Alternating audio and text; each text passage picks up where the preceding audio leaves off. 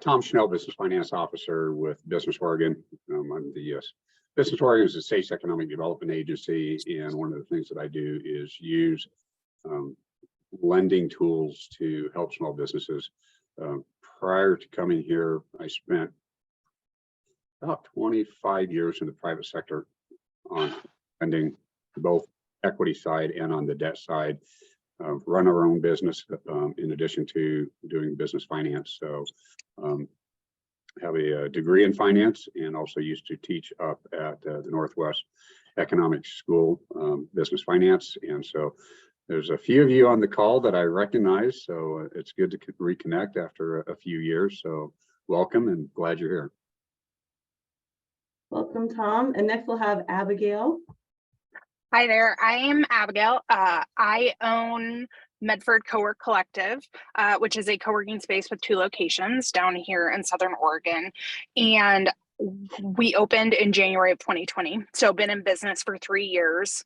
And I also, so not only are we a co-working space and in that capacity serve a lot of entrepreneurs and are definitely part of the innovation ecosystem, but I am also a business owner. It is a for-profit business, so bring perspective from that angle as well. And I've been a business owner for about 10 years, so working in the digital and software spaces as well. And I'm excited to see a lot of the faces on this call. We've never met before, but I creep on a lot of your websites. So I'm always interested in what other towns in Oregon are doing and like who might need a co-working space someday. So it's exciting to be together. Digit McCracken. Hi, I'm Digit McCracken. I work for Oregon State University Extension, and my program area is Open Campus. So I want to say what that is, because that leads to what I'm here to talk about. Open Campus is a program that works with college and career access, degree completion, and then community and economic development. So within that world, my lens is very much education. That's my background. I taught school for 20 years before I came to Oregon State. And what I'm on this call mostly to talk about would be Grant County Cyber Mill. And we created a nonprofit here through the lens of education and economic development, but it's grown to a lot more, including the innovation and entrepreneurship. And we have been going since last year. We're on, I think, 14, 15 months on one of our sites. We have currently 2 sites, and we're going to expand to a 3rd this year. So that's a little bit about me. I'm in Grant County, John Day specifically. Wonderful. And if we haven't answered this already, we're going to just popcorn with the question. So feel free just to answer. Where are you, and how do you serve, and how did you get established?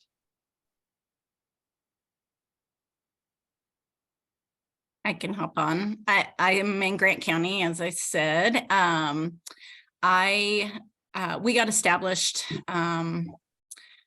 We've been working on this project since before COVID, and we got established through basic needs. I saw needs through education. We have 60% connectivity here in Grant County, which is about 25% below the state average. However, of that 60%, a large majority of it is dial-up services. So in case you forgot that sound of dial-up, you can come on over and listen to it again. But we're very limited because of that. What I learned in working with economic development is certainly with all of our businesses in the county, any entrepreneur starting out, anyone wanting to work remotely, anyone that is someone that is self-employed or has a business from home, doesn't have the opportunities that maybe they do in other places in Oregon to work. So through this need and through some surveys that we did, we determined that we needed these spaces within our county that are sort of like, it's funny, but not an internet cafe, if you will, for our area, because we don't have community meeting spaces. We don't have great internet, and we don't have printing and copying facilities. So what we created, and it's actually behind me, this is our site in Prairie City. We have little places that offer a meeting place, a place to get on Wi-Fi, a place to make copies, and I can talk about it more, but that's kind of how we got started and what we have created. Wonderful. I can jump in here too. So Business Oregon has been around since the early 1980s, and where it got established was Oregon was a very timber dependent industry at the time. And when we went through the 80s and the mills were shutting down, a lot of our small communities, John Day, for example, they suffered very greatly, and the banks were pulling back because of credit issues. Small businesses were not getting funding, and so Business Oregon was created at that time. And so what we do is we use various different types of funding tools. A lot of people know what the SBA is, the Small Business Administration. We're not the SBA. We're the state of Oregon. A lot of our programs look very familiar or similar to them, and so a lot of times we're confused with them. But we do direct loans, we do guarantees, we work with a lot of the banks and credit unions.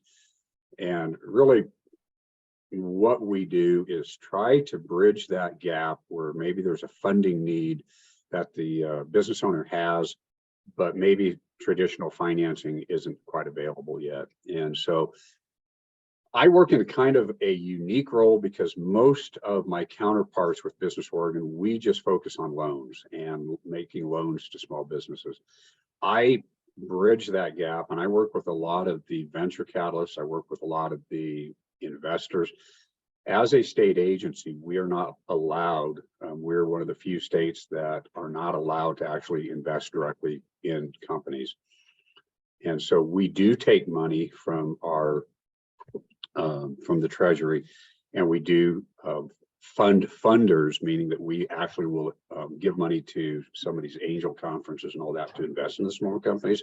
We just have to do it at an arm's length transaction. So I help out with that. I do both some of the due diligence on that, and I also do some of the funding. So I do the whole from a business starting up to a business selling and the financing throughout that. So I work a lot with businesses to find out, what are their needs as far as financing, where are they at on the continuum?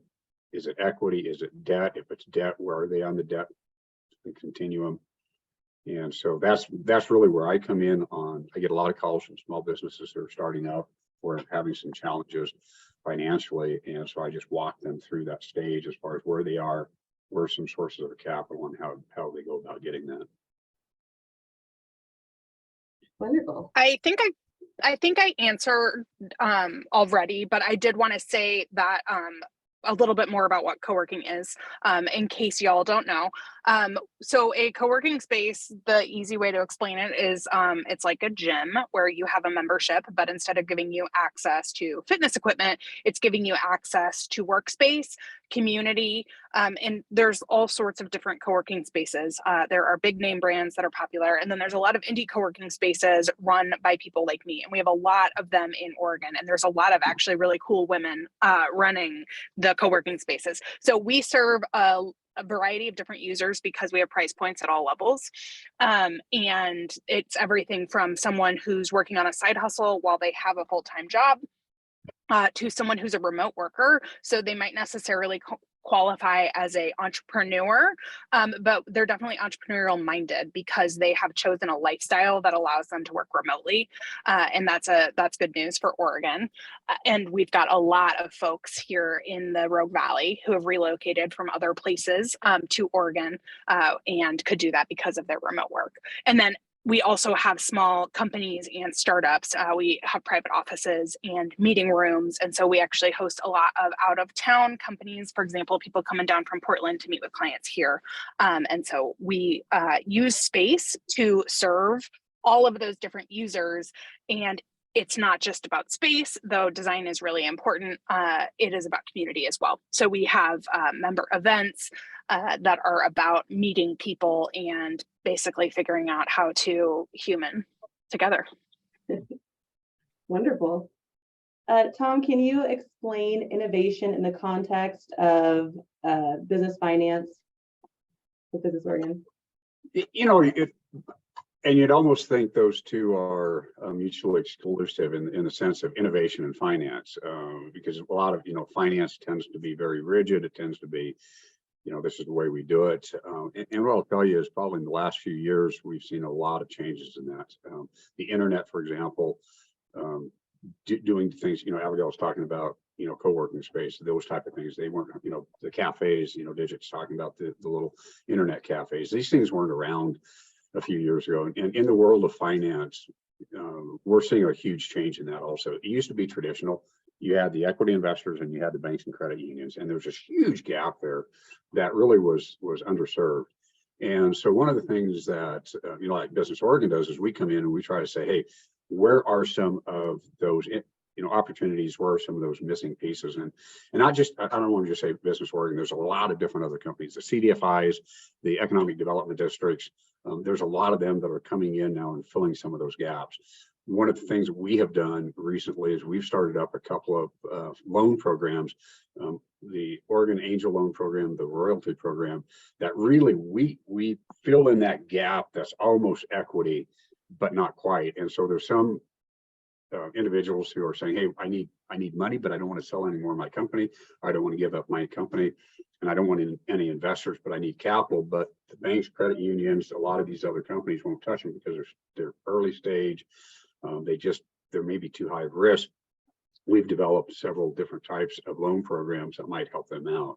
In addition, you have, a lot of, the Craft Threes, the Northwest, there's just, I can go on and on with the various different lending institutions out there.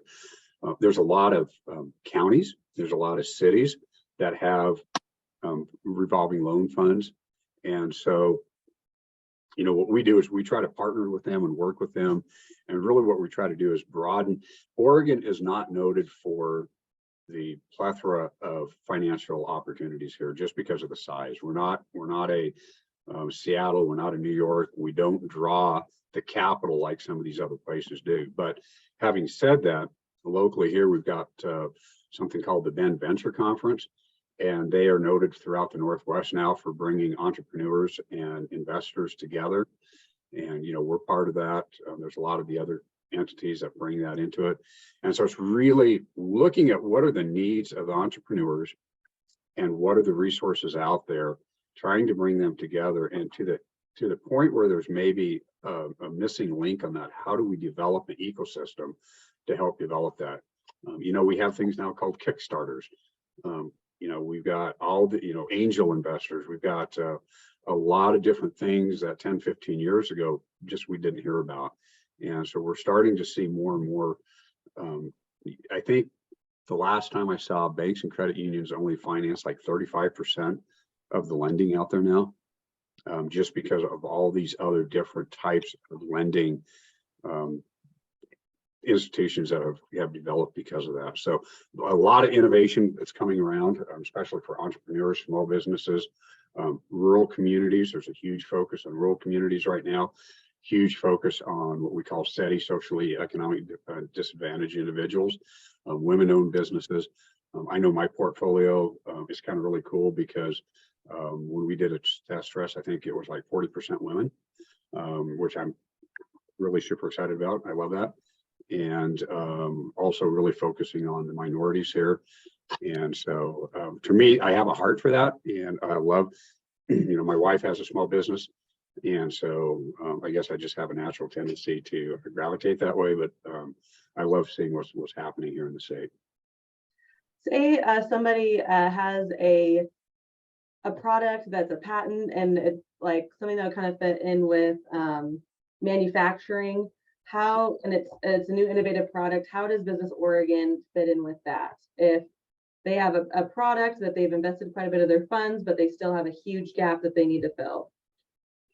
There's there's a lot of different ways. And one of the things I found out on that, Caitlin, it's interesting. A lot of people come to me and say, I need financing.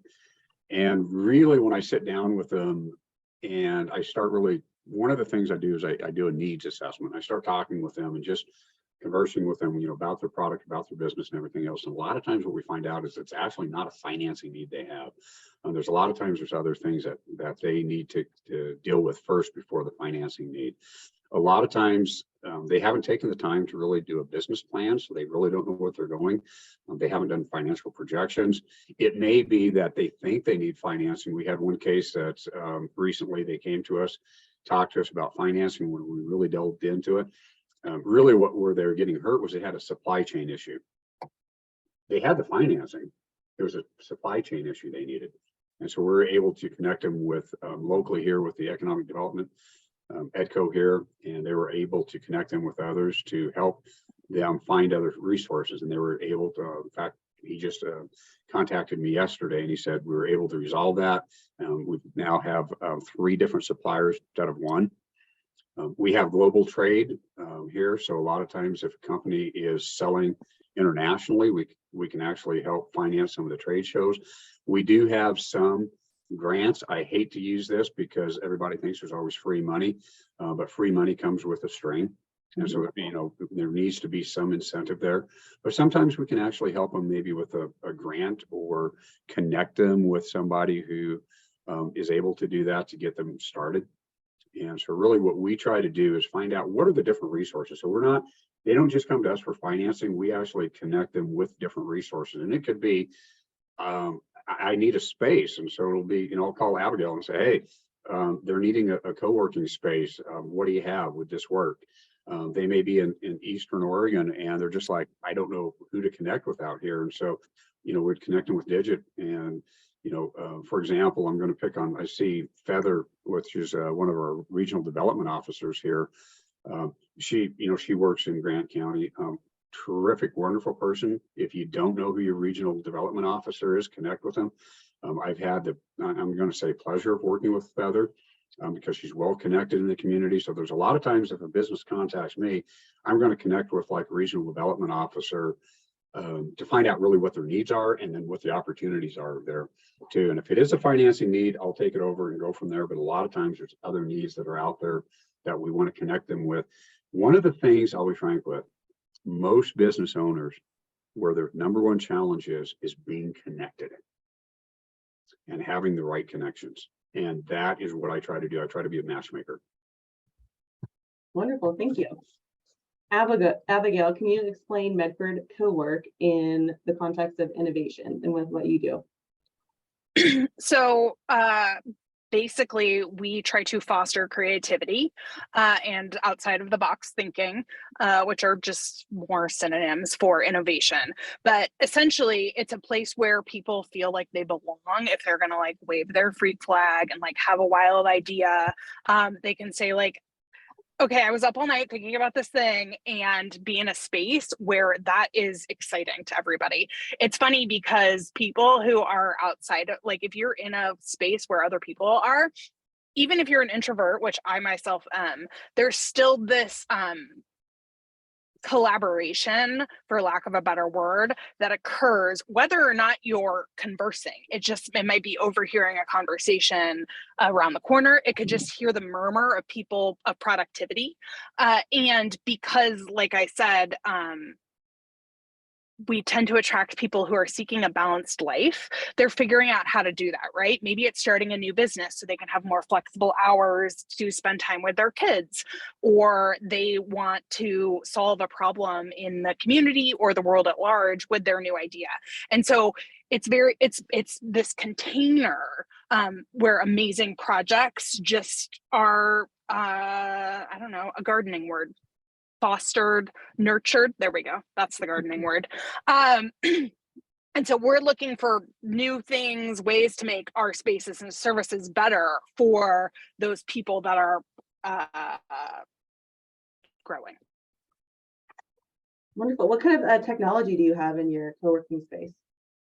So the technology that comes with the space, so included in your membership is Wi-Fi. So we've got awesome Wi-Fi available throughout the building, great infrastructure support system. So we've got people who are on many people on Zoom all day long, no issue with the internet. And in our region, much like lots of Oregon, you can drive 10 minutes outside of Medford and have dial-up. And so especially in 2020 and 2021, we were serving a lot of our members who couldn't work from home. They wanted to stay home, they wanted to isolate, but they couldn't because too many kids were using the dial-up.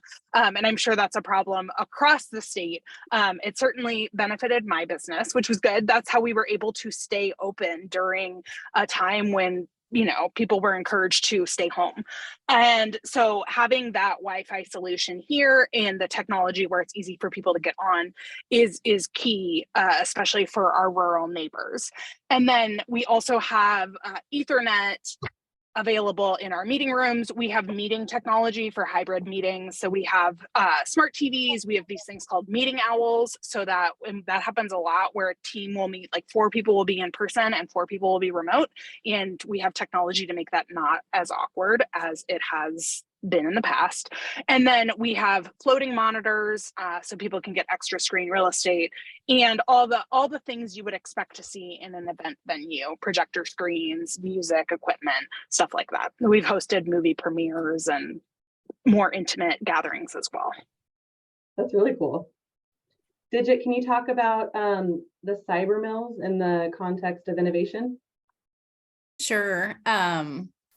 I guess I would probably start with the entire idea of a cyber mill, and that was innovative for our area. We are very rural. In fact, we qualify for frontier community. We're very isolated.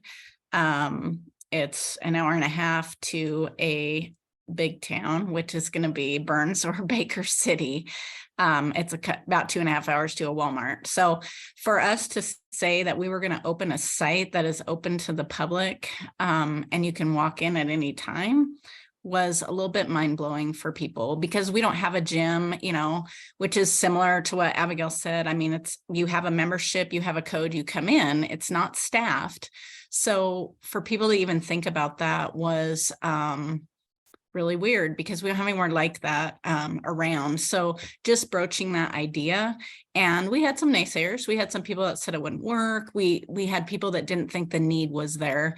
We showed the need, but what we were able to do is show the need so that we had funding opportunities to open a site, and then prove what we knew would happen. And so that's kind of how we got to where we were. But we knew there was people that were remote working even before COVID, because we started this idea before then. And then when that happened, I mean, we had all students online, of course. We had people that weren't going to work. They had to figure out something else. And I mean, even myself, I went outside Tori's office to get internet and did several phone calls in my car, because that was just the option that you had. So the need became greater at that point.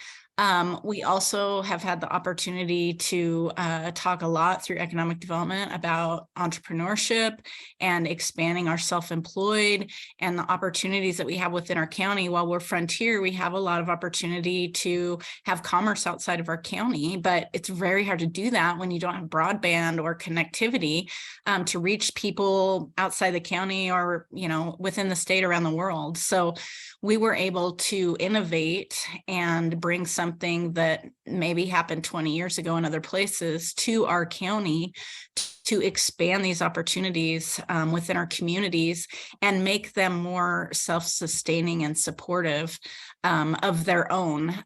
So we could have people going to school, college online within their community. We could have people working within their community.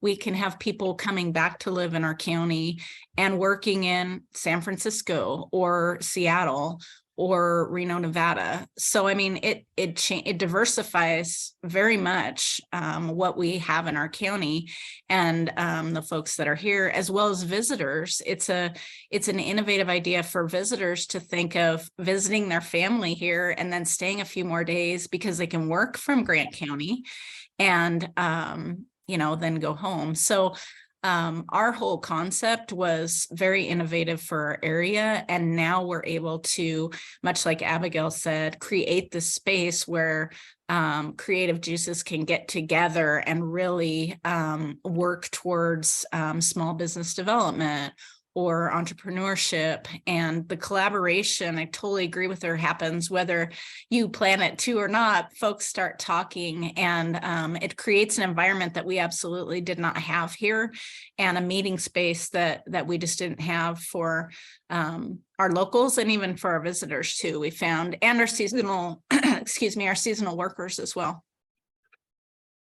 I love that Digit's a nonprofit and Abigail is a for-profit, and just that kind of goes into the fitting the needs of your community, and how maybe what we have in Grant County wouldn't be something that would fit in the Portland metro area, but it fits our needs. And maybe what Abigail has could fit all of the communities, or maybe she has certain communities that she's really targeting. Abigail, can you talk about how your business is reflective of your community's needs? Yes. So in the Rogue Valley, like greater metro Medford area, there's a lot of resources that already exist. Like our chamber is huge, and there's a lot of networking events that go on. So we don't do networking events at all in our space. Like, this is not a place to come pass business cards around. It is more organic. And so that's an example of, how it's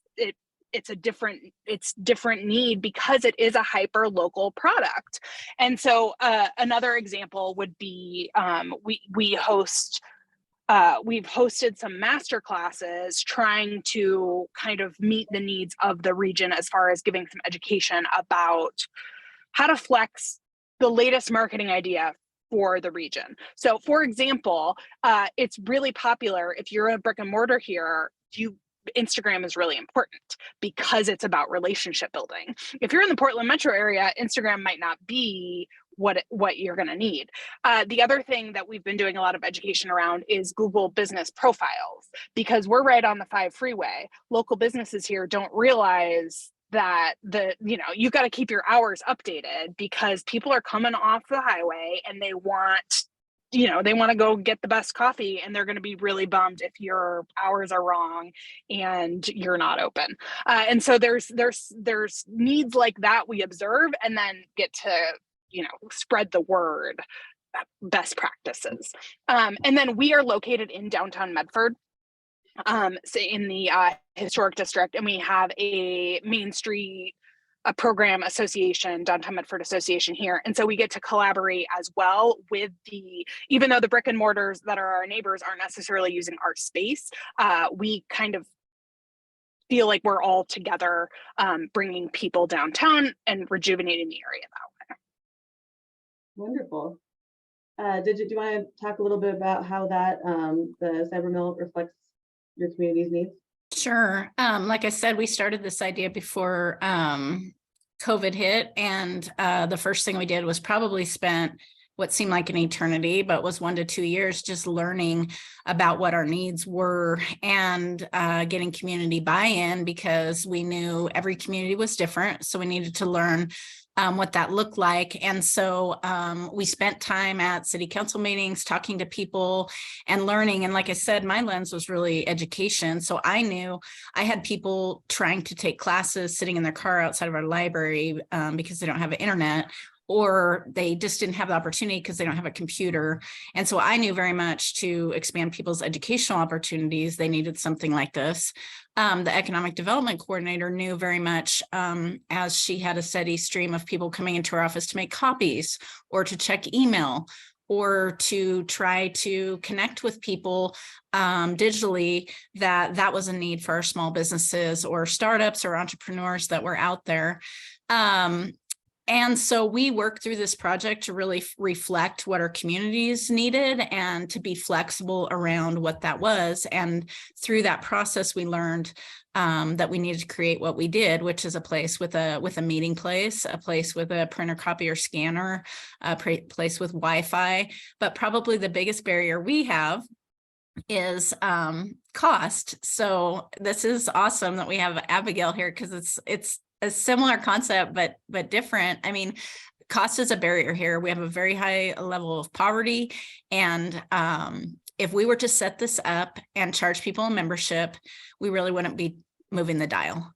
So what we had to do is create something, yes, with a fee structure, because sustainability, that's very important. However, our goal was, when we opened one of these sites, it was going to be free to anyone that needed it for at least the first year. Now, my dream is forever, but for the first year, we had to show that it was there with no barriers.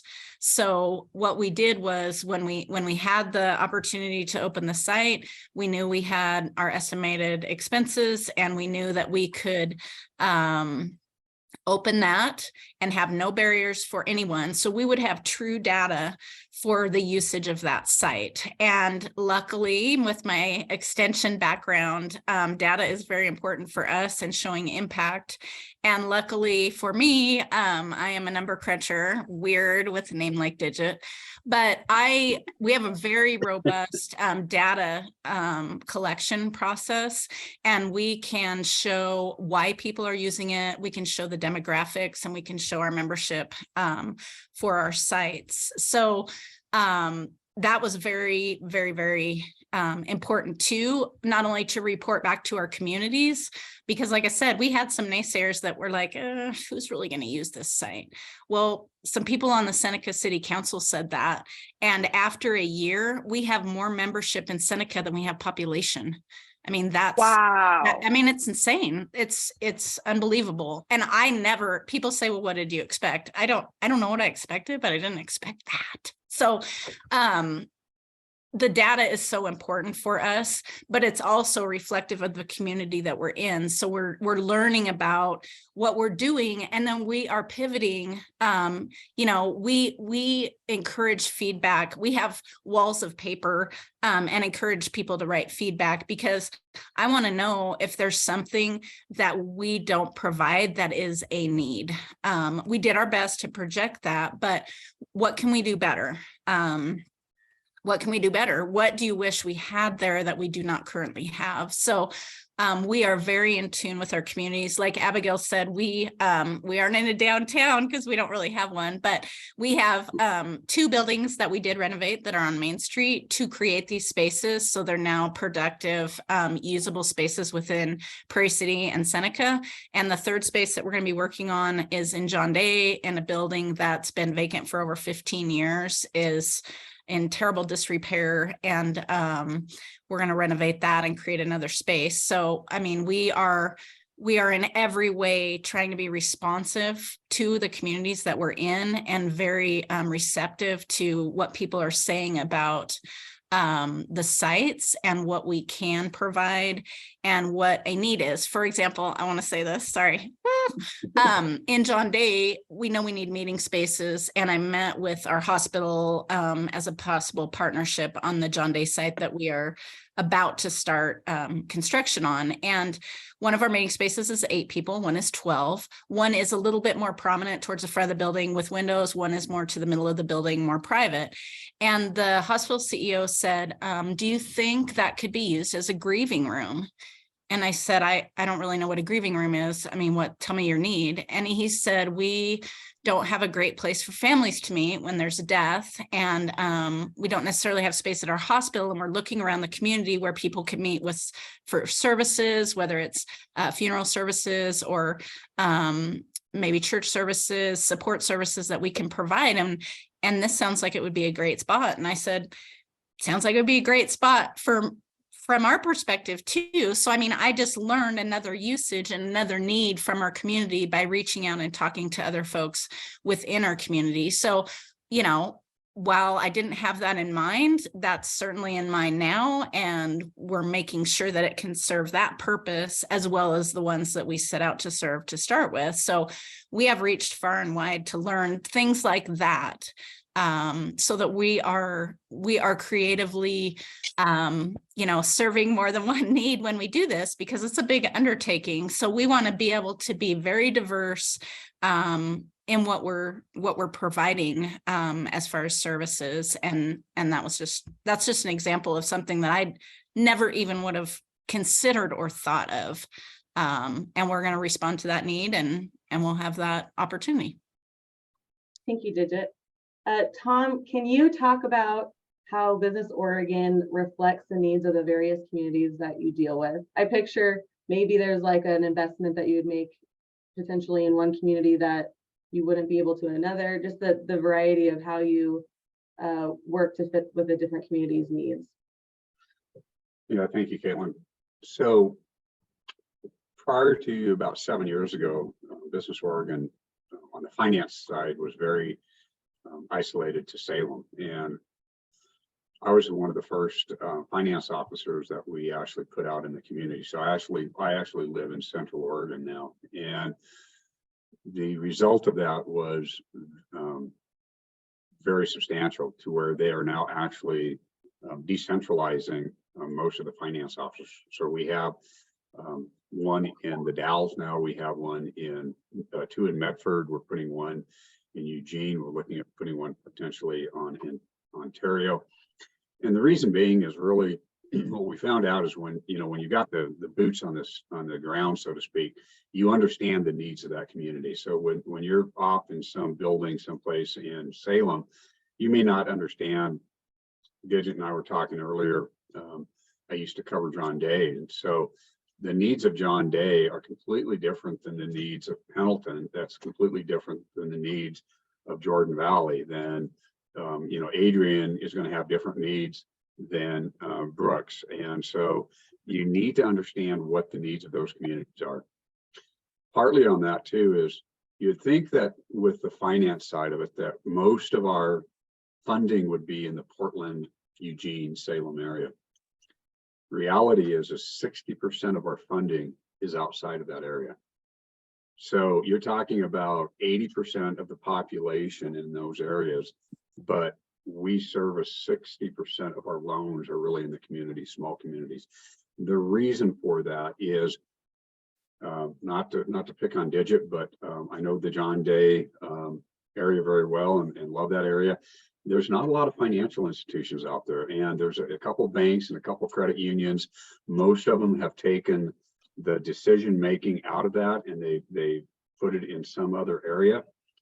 Not always. There's still some small community banks, but they're very, very few and far between. Oregon used to be a plethora of small community banks in each of these small communities.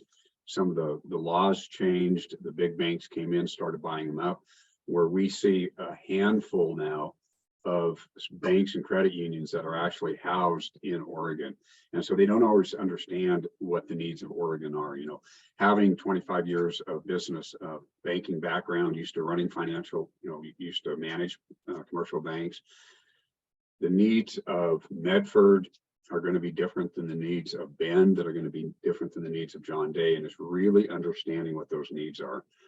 Portland has a ton of banks. They've got a ton of credit unions. They've got a ton of angel capital.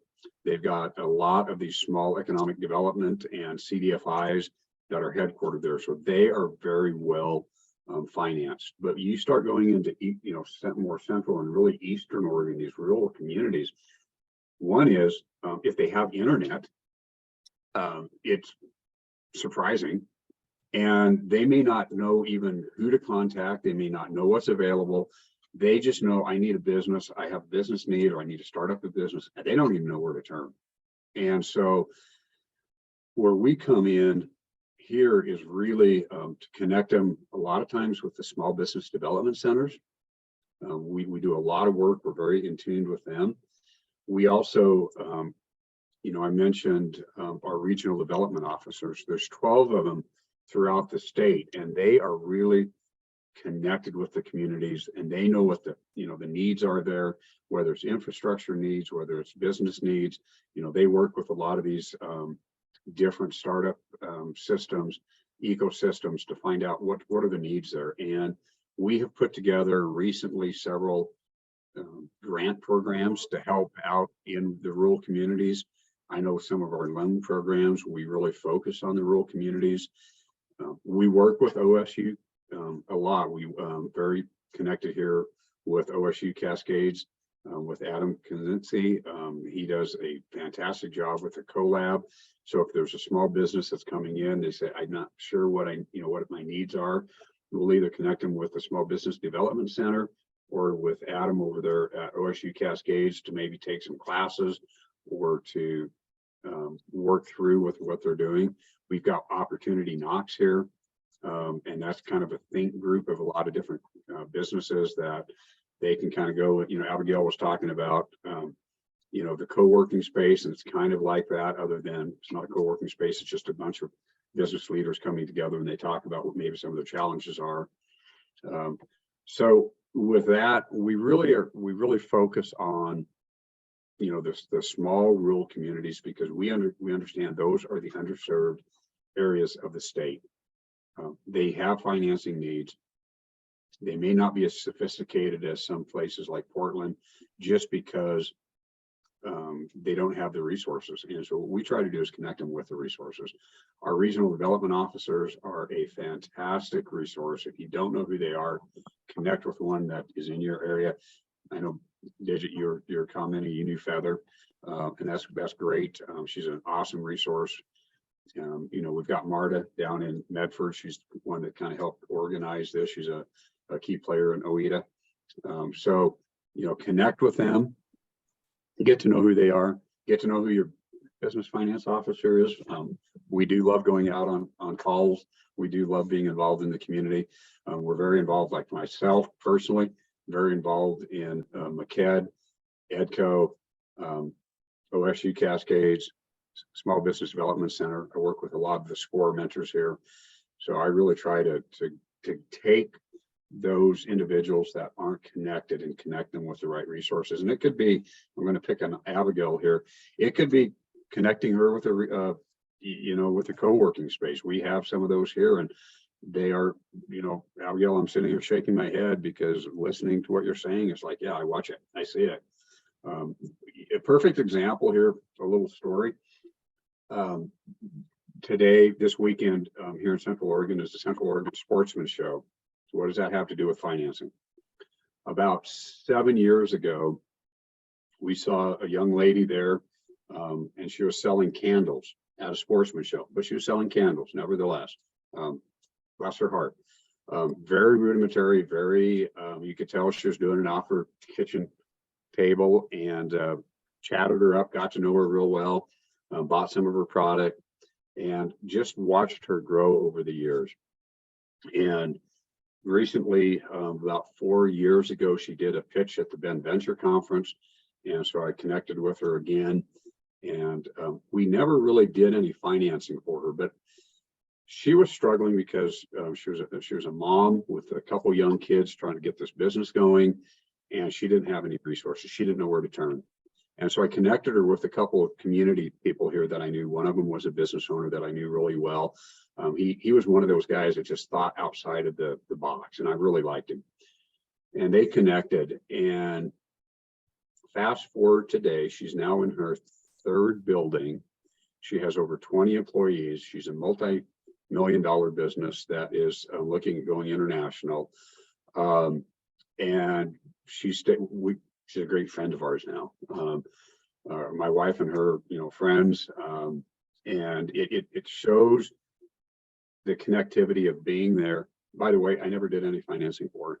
I connected her with the regional development officer here, connected her with some of the community leaders here, and she took it from there and just has blown. It's incredible story. I never financed her. It was one of those things that we thought we needed a financing need, and she needed other stuff, and we were able to do it. So Wonderful. Abigail, can you tell us what entrepreneurial needs and wants you see most often? Yes. So community, and I kind of touched on that already. So like-minded support, not networking. And then access to funding. That is always the thing that people want to know about. And it's nice because I had to get funding to open my space and didn't qualify for traditional funding. And I actually got a loan through Craft 3. So I'm a big fan of Craft 3. And so I actually do a lot of explaining how all the funding works because we have all these different opportunities in the state and then all these non-traditional funders and then local banks. And once a year we host a funding workshop where we have like a Business Oregon representative and someone from MISO and someone from Craft 3 and then someone from People's Bank, which is one of our local banks, to basically it's almost a Q&A because every year we've got new people asking these questions. So access to funding and resources to help them grow. Resources being like, oh, maybe your question isn't funding, it's like get a business plan. And I was reading the agenda for this training and saw that some of the homework was the lean canvas business model exercise. And I was really excited to see that because I used to work at a startup incubator and we would every morning actually, so we worked with a team, we would incubate a startup for 2 months. It would kind of a boot camp setting. So the startup would come in and we would work with them. And every morning we would do on the whiteboard, they had to do the business model canvas in 20 minutes. And so that sort of exercise, resources like that kind of center the message of your business is an important resource that entrepreneurs need because we're so used to being in our own heads and working in a solo environment. And then events, partnerships, and other like basically creating containers. So whether it's space or an event, meeting room, where those things can happen.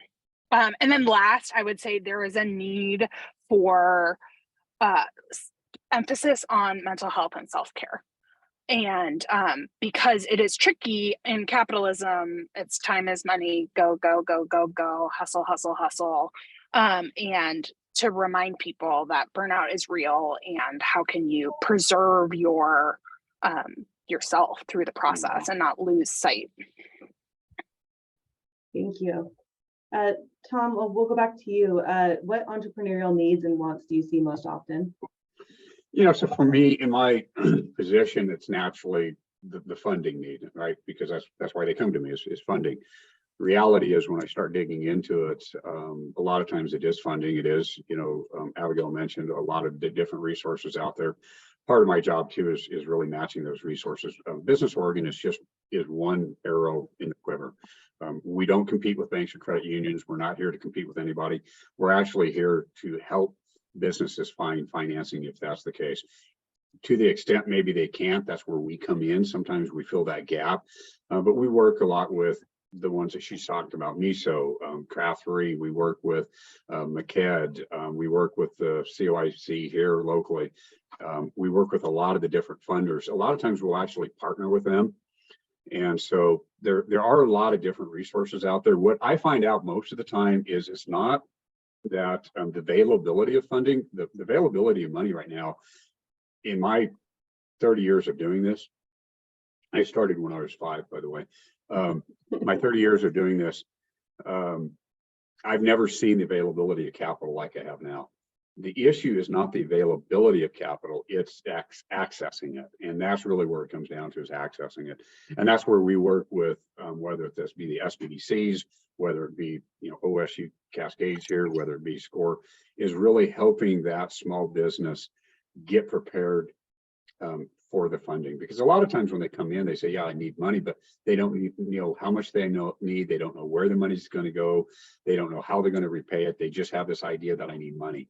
And so what I do is I take a step back and connect them with these various different groups to help them educate. And really what I would say is what do their needs are. Their wants are financing. Their needs is really to help them understand their business better and what the financing needs are, if any, and really to help them understand and have that blueprint of, Abigail was mentioning, the lean, there's things out there to help. OCED, the members here are a huge resource for businesses out there. For me, it's helping, Caitlin, it's helping those businesses have a better understanding of who they are and get prepared for financing. Most of the time, when small businesses come to me, they're not ready for financing. It's not that they don't need it. It's they don't even know where it's going to go. They don't know how they're going to get repaid. They don't understand the structure of it. They don't understand the various different options out there. So my job is really to sit down, find out where they are on the risk continuum, whether they need equity financing, whether they need debt financing. If it's equity financing, who to send them to. If it's debt financing, who to connect them to. Maybe Business Oregon, but we're just one source. But it's really connecting them there, but then helping them define who they are and what their true needs are, and then get them prepared for that. Wonderful. Let's jump to any parting thoughts before we open it up to the group to ask questions. Is there anything that you really wanted to hit on that maybe you didn't feel like was asked yet, and then we'll open it up to the group? I have one here. I think just the diversity of this panel right here shows, John Jay, Prairie City, I love it. That, those are my, I love that area out there. And yet being out there, having lived in Medford, grew up down in Southern Oregon. So I understand the needs down there. It's an old mill town that's now converting to a new identity. John Day is an old mill town that's now converting to a new identity. And yet, look at the ingenuity and creativity that's going on here. I'm just listening to this and just, I'm smiling because I'm so excited about it, and bringing everybody together like this and helping these rural communities out there and saying, hey, there are challenges, but we're also meeting those challenges, and we have some great resources out there. And let's not always look at the negative and say, well, we can't. Look at the positive here and the can-dos, and whether it's Abigail down in Medford in Southern Oregon or Digit in Eastern Oregon, look at just the creativity and the ability to do the things that we can do when we put our minds to it. Thanks, Tom. Abigail or Digit, anything you want to share before we open it up to questions? No, I think we covered it. At the end of the day, you can say a lot of buzzwords, and I could read a sentence I wrote earlier, but I think to Tom's point, all of us sharing what's been going on in our communities is probably more valuable, and I'm excited to get to Q&A. Wonderful. Well, let's open it up. So if you have a question, we'll try to do it where you can just start to ask it, and if it gets too chaotic, we'll do the hand raise.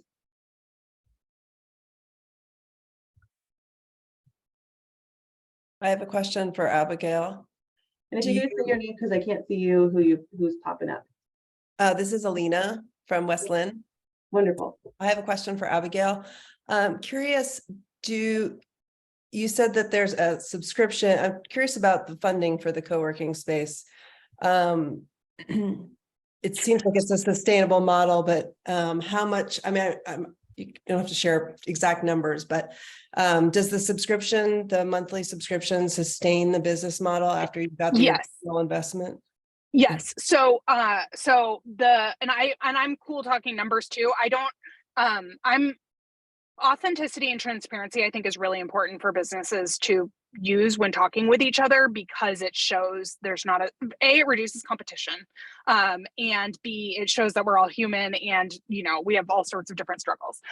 So we are a for-profit business, which means that it has to make money. Otherwise, I'm just like, the wineries in this region, they joke that you buy the winery and then you just start losing money. Right, it's a hobby. So I couldn't do that because I, need to eat and occasionally like to travel. And I'm very excited to go to Grant County, where I've never been. And now I texted my partner already. I was like, check out this, we're going. So see you this summer. So yes, it is a for-profit and it pencils out. So our initial investment, we got a loan to buy furniture and remodel the building. So weird old historic building, got a good deal on rent because nobody else wanted this weird building. And I was like, this is perfect for co-working, which is, I really geek out. I've always loved old buildings. And so being able to find new purposes for them is very motivating to me. So, and then we are repaying back that loan. Like what the business is growing year over year, and creating profit. And we've used that profit to expand, and hire team and create more services and stuff like that. So yeah, it does pencil out. But you do need to be a certain size. Like that is the realistic thing I have to remind people about co-working, and Digit spoke on this so well earlier. That you basically, it wouldn't be profitable if I had less than 5,000 square feet. If Digit had 5,000 square feet, she'd be in an empty warehouse 360 days of the year, except when the rodeo's in town, right? And so that's, and I've been having conversations with the folks in the Applegate Valley here, because they want something like what's going on in Grant County. And I can't make it profitable. I can't write a business plan where it's profitable. So that's where then these other funding conversations happen. You know, what other routes of funding can you have, and what does that look like?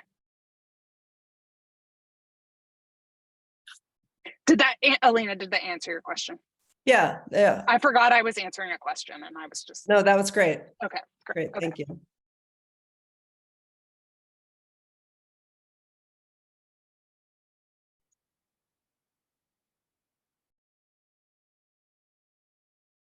Hey, quick question. Can I pop in here? And this is really, can you hear me okay? Yep. Yes. Okay, great.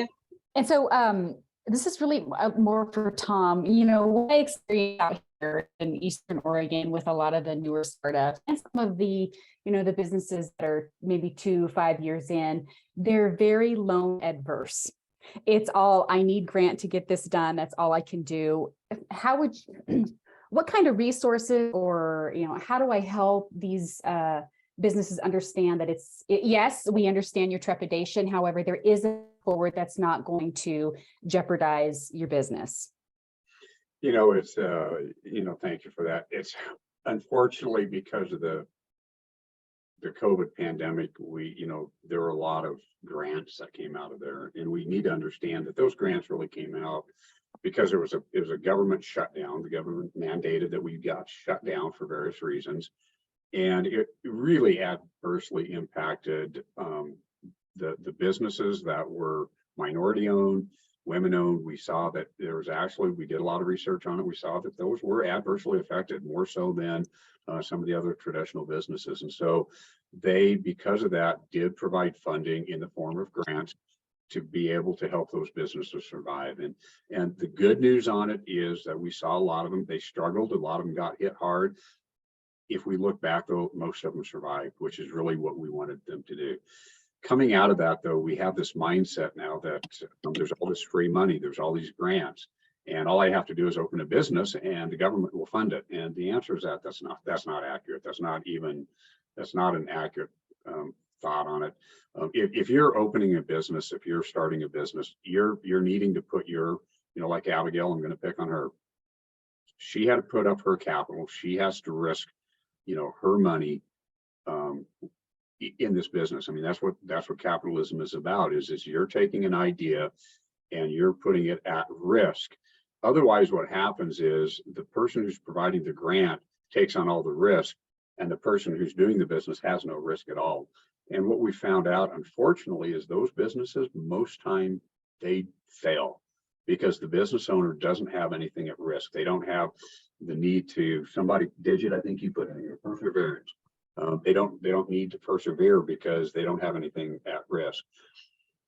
Are there sometimes grants out there? The answer is yes, but most of the time those grants are for a specific reason to drive behavior to find out maybe a cure for cancer, maybe a new electric vehicle, battery, something that will help the overall community as a whole.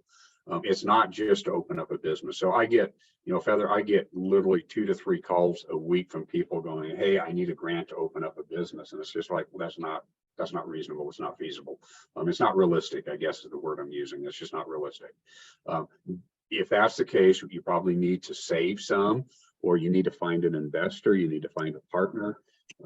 Abigail mentioned a partner. I don't know the whole details of it, but it tells me you've got a partner. I know most businesses that I know have partners for reasons, whether it's financial or maybe it's to help them with some of maybe a skill that they don't have. Maybe they don't have a marketing skill, and so they bring in Digit because she's really good with marketing. So when a business approaches you and says, hey, I'm 2 to 3 years into it and I need this grant funding, really, there's probably a deeper need that they have. And it may be that they need to connect with a SCORE mentor, or they need to connect with a small business development center. This is the hard reality, and it's a harsh reality. And as a business owner, I knew this when I started up my business. We just started up a business a couple of years ago, again, after having exited a couple of them. And that is, I know it's at risk. I know I could fail. I know I could lose my investment in there, but it's the risk I'm willing to take, because I know on the upside, I could also get a lot of up risk, and that's what I'm willing to side. So when you have, when you're getting a grant with no risk and you get all the upside, that's just not, because a grant is a one-time hit. We give that money and it's gone. A loan, we provide that money and then we get that repaid back, and then I can take that money and relend it again. And so I can expand the money supply there, and I can help a lot more businesses. Where a grant, it's one and done, and then we're done. And so it's not really good for the ecosystem to continue to rely on grants to fund these small businesses. One, it doesn't help them. Two, it shortens the money supply to where we can actually help other businesses. Thank you, sir. Thank you so much, everybody. Let's give Tom, Abigail, and Digit a round of applause. If you all are wanting to put your contact in the chat, Digit, Tom, and Abigail, please do so. We appreciate having you all here. You're a wealth of information, and we look forward to all the folks that will potentially reach out to you. Thank you. Thank you, Thank everyone. you so much.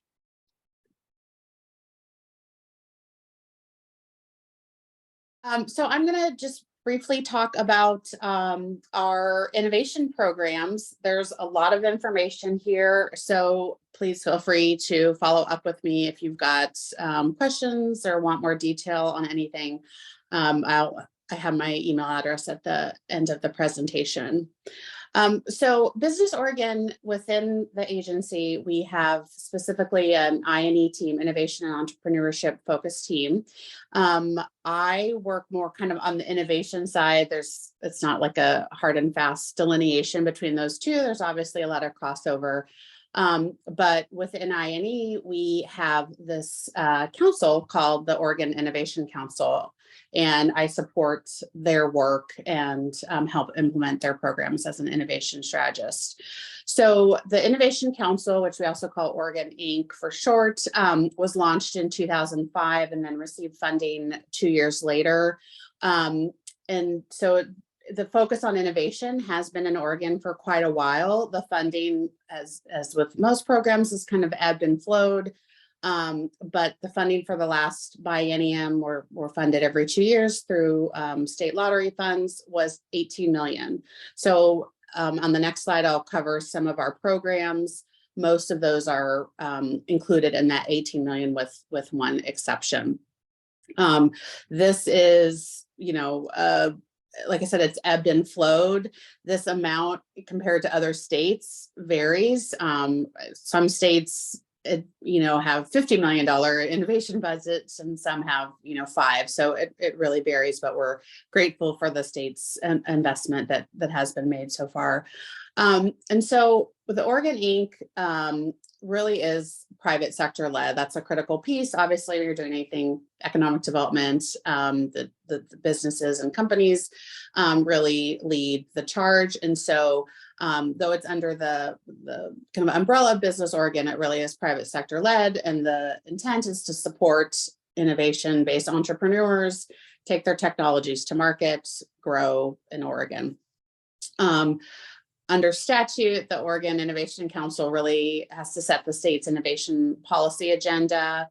It oversees Business Oregon's innovation programs, and then it's also responsible for implementing Oregon's 10-year innovation plan, which I'll talk about what that is and what that includes in a little bit. So here's a just brief overview of the current programs that Oregon Inc. oversees. Some have been around since the beginning, some are newer projects and newer programs, and some are just starting up this year, which I'll cover. So I'll briefly go over these. I obviously could do a presentation on each of these, but again, feel free to follow up with me. So the Signature Research Centers, or what we call the SRCs, are really sector-specific support for entrepreneurs in those particular sectors. Right, we support kind of the ongoing operations of those 3 SRCs. So we have ONAMI, which is in Corvallis, primarily focuses on material science. OCED in Portland focuses on bioscience, and then Virtue Lab, also in Portland, focuses on clean tech. We are in the process of sunsetting those signature research centers and transitioning them to what we're calling centers of innovation excellence.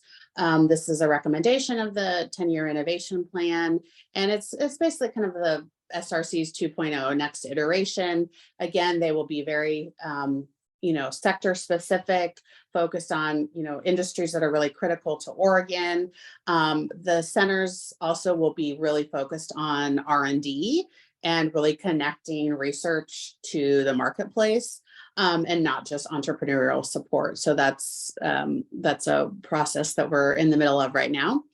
Then we have the Small Business Innovation Research and Technology Transfer Support Grants, which I will call SBIR support for short. So the SBIR and STTR are federal research grants from various federal agencies, Department of Energy, Department of Education, Department of Defense, a wide variety. And so lots of companies that are doing really critical research and getting their product to market will get these research grants, but they only cover certain types of costs.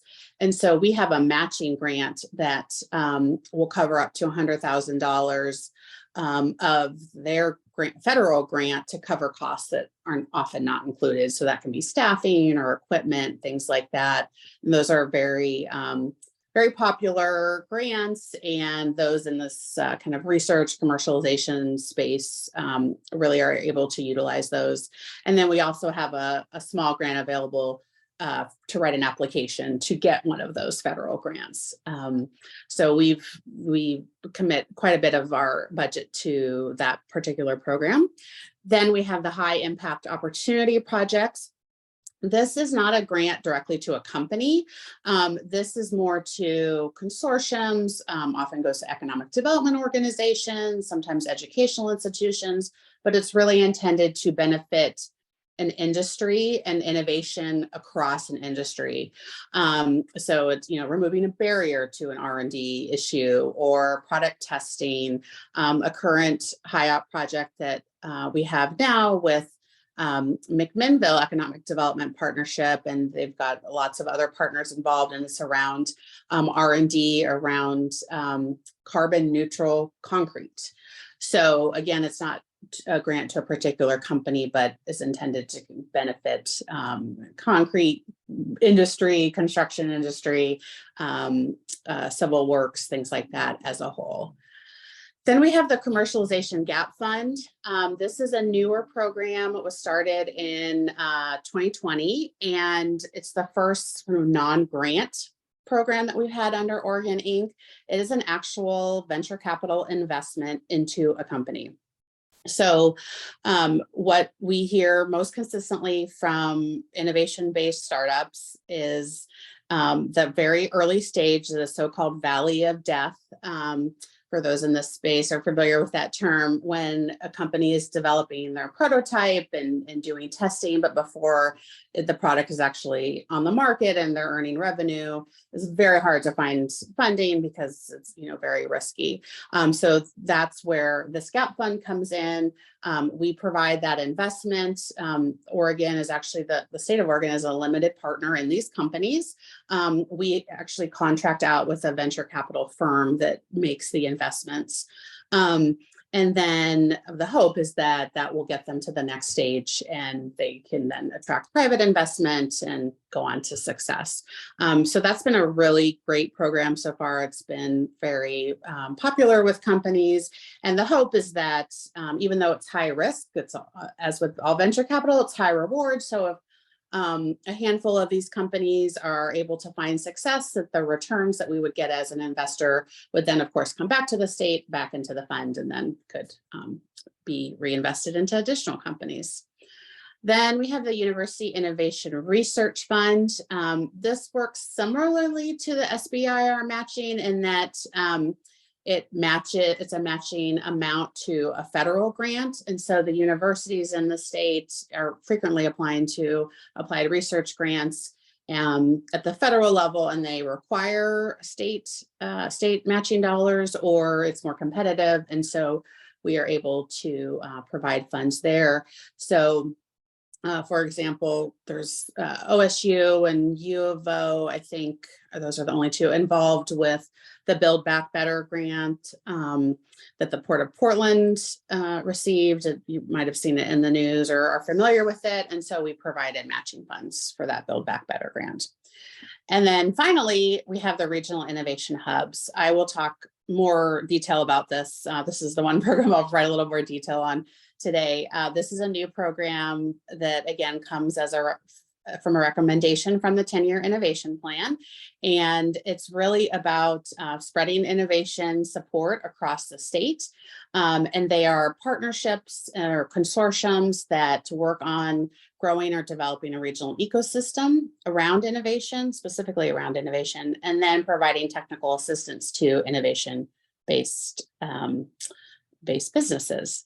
So I'm going to take a breath real quick. I see there's a chat. I don't know if that's a question or not. Oh, no. Okay. So any questions before I get into more detail on anything? And we'll have about 5 minutes left, Jordana. Okay, I will run through these. So I'll just skip this slide. Just show some impact. We're really focusing on trying to show the benefit of all of our programs. So I mentioned that the Innovation Council is responsible for implementation of the innovation plan. This was a plan that we developed. It was released about 2 years ago, and the intent is to provide a roadmap to innovation as an economic development priority in the state. And of course, doing this kind of at the beginning of COVID, really identifying critical pathways for innovation as a way for economic resiliency and recovery, post-COVID. So just a quick slide on the vision that you all can read, and I'm happy to share these slides too, so you can look at it later. And then here's a quick overview of the innovation plan strategy. So this is what the Oregon Innovation Council is really focused. All of our programs align with these. And so our existing programs, a lot of the recommendations were continue doing your existing programs and then, create some new ones. So foster ideation, and that's again, focusing on commercialization of products. We've talked, about several of our programs that do that. Strategy 2, strengthening the innovation ecosystem. This is where the regional innovation hubs really come in. And there's a lot of effort and intentionality focused on developing that program because it's such a key strategy and it's new to Oregon. Strategy 3, catalyzing access to risk capital. Of course, dealing with any business, but especially innovation-based business, capital is a critical piece. And so there's a lot of activities around really increasing access to risk capital. We also are fortunate that at around the same time that the plan came out, a federal program was released called the State Small Business Credit Initiative, SSBCI for the awkward acronym. And you might hear people at Business Oregon talking about that. We've got a multitude of programs related to that because the state got around $80 million.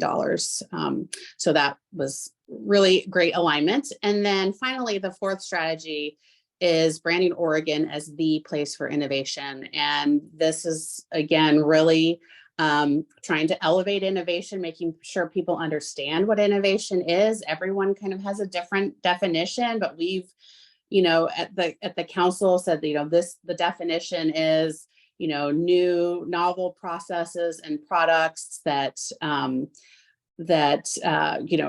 is in a business that crosses national and international lines, and breaking new ground. So we're really trying to define it within that context, often science and technology focused, but not exclusively.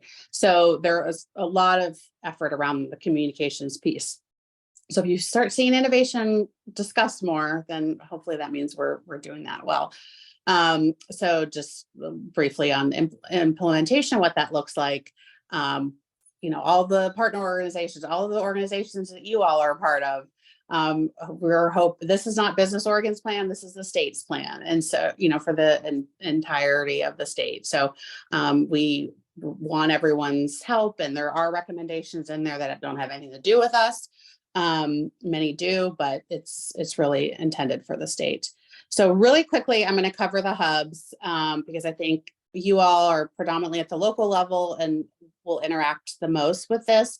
So again, it aligns with strategy 2. I talked about, what they do in terms of developing an ecosystem, or growing it, because many areas already have an innovation ecosystem. So it's, growing it as well. And then providing those key services that you see on the map.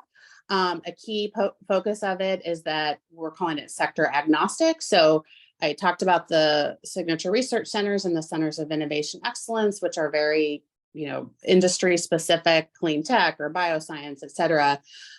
These are not. We want all innovation focused entrepreneurs to come and get a variety of services. What these also are not new entities. It's really about convening existing resources in regions, bringing them together to collaborate and work together, and then supplementing where needed, if that's needed. So every region in Oregon, every Business Oregon region, as we define it, has a planning grant. It's the first step of this 2-stage process that we've created. So they all are in a planning process now. Hopefully you've heard about it, or I would think many of you are involved. They are kind of nearing the end. The grant ends in June. That might possibly get extended, but that's TBD. But the hope is that in late summer, early fall, we will put out a request for grant applications, and then the regions will compete to be an official regional innovation hub that will provide additional funding and resources and a variety of other supports. Kind of just reiterated what I said. So I also just have a quick slide on kind of the entrepreneurial programs that we have that are less innovation focused, just more kind of ecosystem, general support, which you can take a look at if when I send the slides. And last but not least, there's my contact info. The first link goes to Oregon Inc. webpage. The second link, and we're going to get a prettier URL any day now, goes to a new innovation focused landing page that we have that has testimonials and success stories. It kind of talks about the impact that innovation has across the state. So I feel like I just did a I'm one of those bidding people. I talk really fast. So if there's time for questions, happy to. If you'd like me to jump off, happy to do that. Well, we got 2 questions in the chat. Okay. We have a question for Jordana. Can you provide an example or 2 of startup businesses who are utilizing the commercialization gap fund and how they are using it? Yep, great question. Yeah, so lots of examples. And actually on our new innovation landing page, a couple of the companies profiled are recipients of the GAP Fund, but one of those is called Biomodem, and they are working on a system walking device for kids with walking challenges, think like MS and a few other different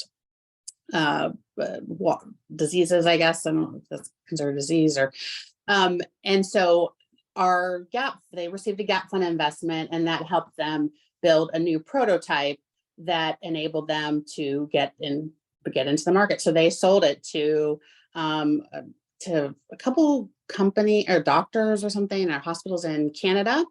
And then they continue to build out the prototype. Another company is working on a breast cancer cure for one particular clearly I'm not a bioscientist, but I don't know the language, but one particular kind of strain of breast cancer. And so you need to complete so many clinical trials. And so the funding helps pay for the clinical trials and that whole process. Bioscience has a particularly long life in terms of getting to market because there's so much research, and if you have to get FDA approval and clearance and things like that. So those are just 2 examples, but happy to share more if you want to reach out separately or offline. Wonderful. And then our last question is, what is the expected funding level for implementing innovation hubs? Oh, this is the $1 million question. So I don't know. Because we get funding from the state legislature every 2 years, and they are in the process now, as you know, of being in session, and the 18 million Oregon Innovation Council budget is part of our overall agency's budget. So we do not know our budget until usually June. And then once we know that, then the Oregon Innovation Council kind of does the line item from there, 5 million for high op, or usually it's not that high, but 5 million for one program, 2 million for this, et cetera. So it depends on how much funding we get from the legislature, and then what the proposals look like from each region in terms of what's needed. And then, the quality of proposals we receive. I don't think it's likely we will fund all 11. I just don't think we'll have enough funds. But we definitely want to fund as many as we can and really support innovation throughout the state. I mean, that recommendation came from the stakeholder involvement and engagement we had when we developed this plan, which was Oregon has really great innovation resources, but they're concentrated in Portland. And we need them throughout the rest of the state. And also even in Portland, they're pretty siloed. So that is really the genesis of the hubs, to kind of bring all those resources together. And again, beyond Portland.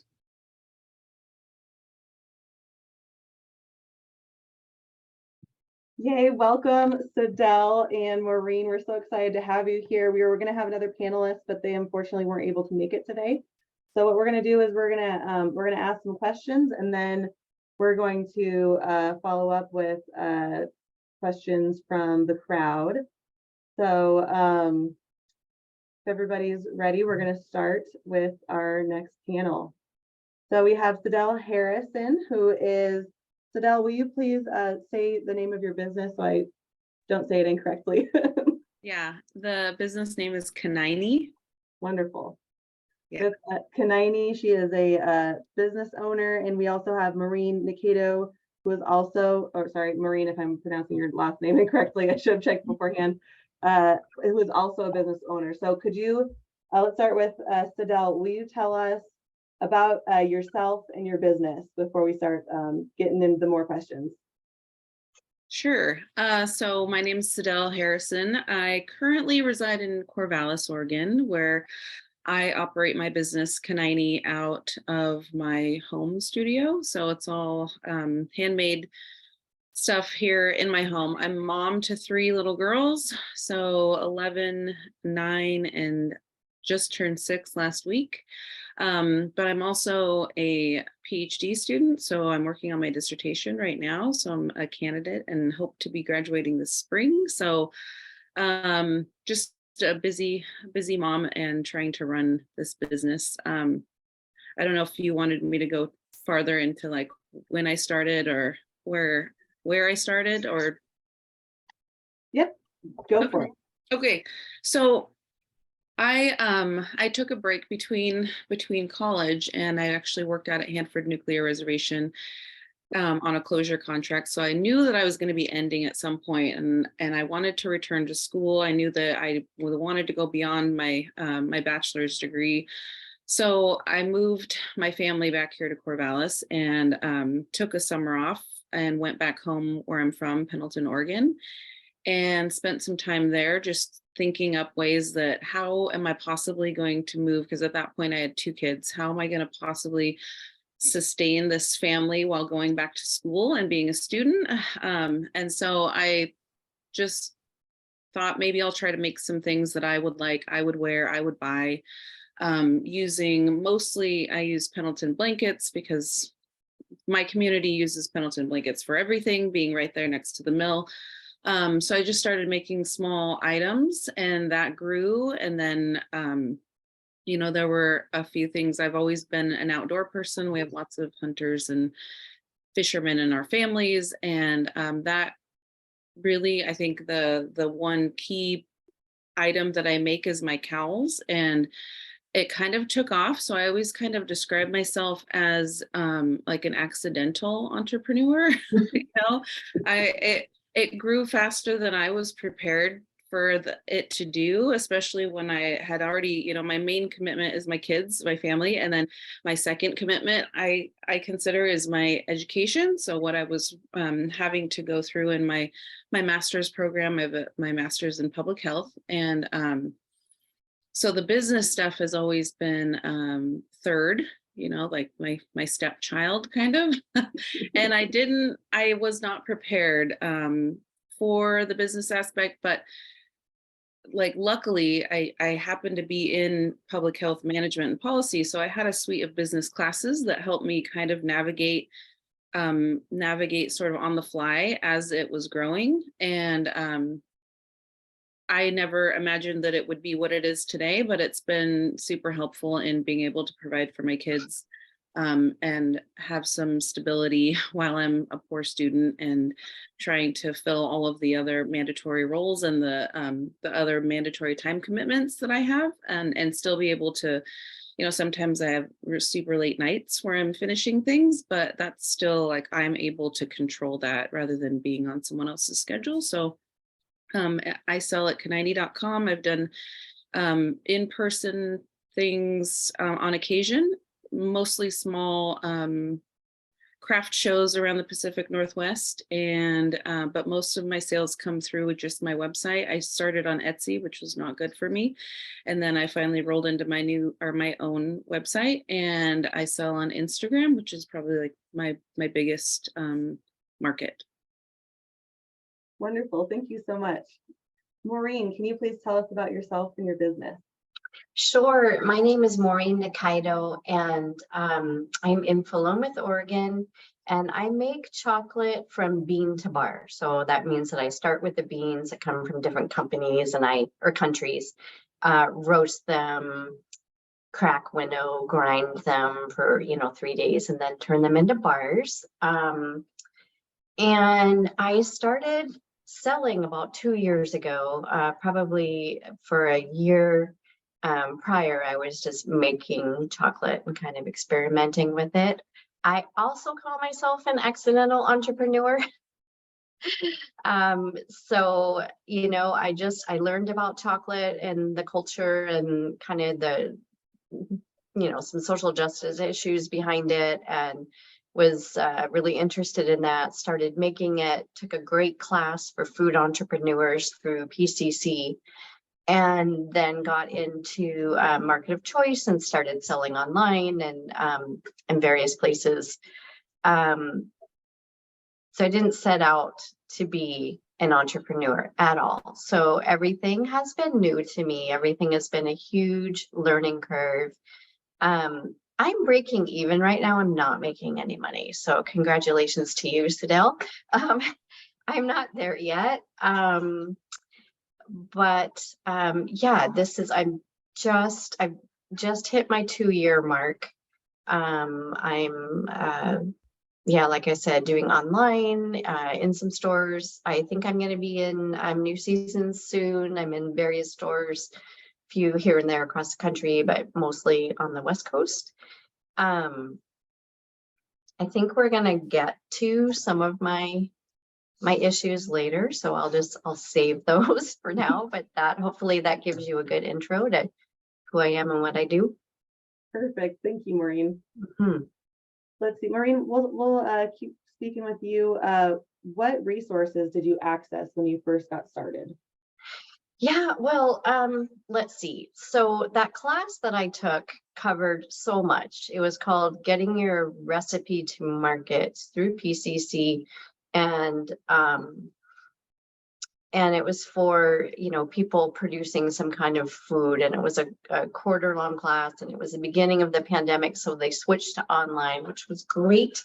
So once a week we did Zoom, and it covered everything about, food safety and developing your recipe and marketing, but also things like getting into different markets and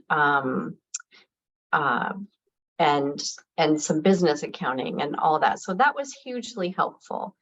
But we didn't, get too much into like funding and that sort of thing. And I would hear people maybe talk about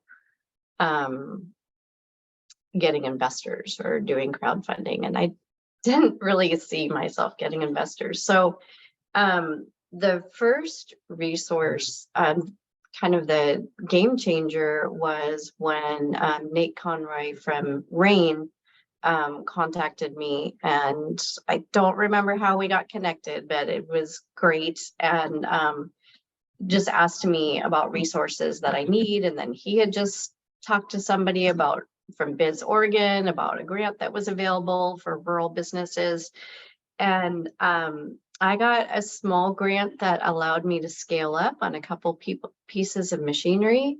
So a roaster and a tempering dosing machine. That's what you put the chocolate in and put it in molds. But both of those things hugely improved my efficiency and productivity.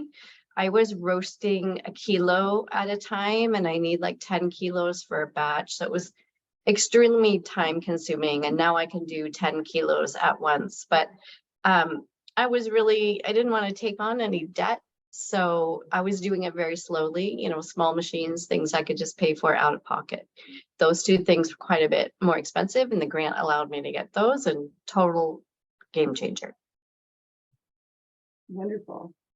Sidel, can you tell us what resources that you accessed when you first got started?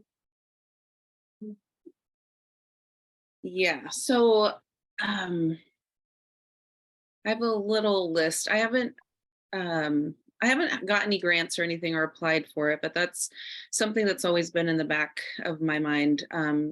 Maybe upgrading my sewing machine. I got really lucky that I walked into a sewing shop here in Corvallis, and someone had just dropped off an industrial machine, and they were just like, we don't want this, like, take it. And the people are like, we don't really sell these. And they said she was adamant that we just keep it, and she didn't want it. So I got super lucky by falling into one, but that made a huge, like, same thing, a huge difference in what I was able to get done, what I was able to produce and sew through, like, layers of fabric. So that expanded my ability. But that's still on my list, to possibly get another machine, or, because I'm constantly then having to change the settings on it or the thread based on what I'm making. So I lose a little bit of time there. I have used the financially, I've used like working capital through PayPal. So my website's connected through PayPal, and they used to offer the working capital service that you could take out a loan, and it was like an instant, you qualified for a certain amount, and then the payments would come out per the agreement for a percentage of each of your sales. And it was really handy to have, because then I didn't have to worry about it. It just automatically came out of all of my sales that went through PayPal, and they don't offer that anymore. So because I'm in the same boat where I'm like, I don't want to take out a loan. I don't want to be responsible for another accounting thing that that I'm already a little, overloaded with, as like, because currently right now I'm a single mother of my 3 kids, and so I've just got enough lists. So I have not done any financial loans or anything for the business. I am also already in a mountain of debt for my education already. So but other services that I have used is Oregon Native American Chamber offers small business services, and I've worked with them just recently on some bookkeeping, and that's been helpful. And then I did work with the Small Business Legal Clinic out of Lewis and Clark State College.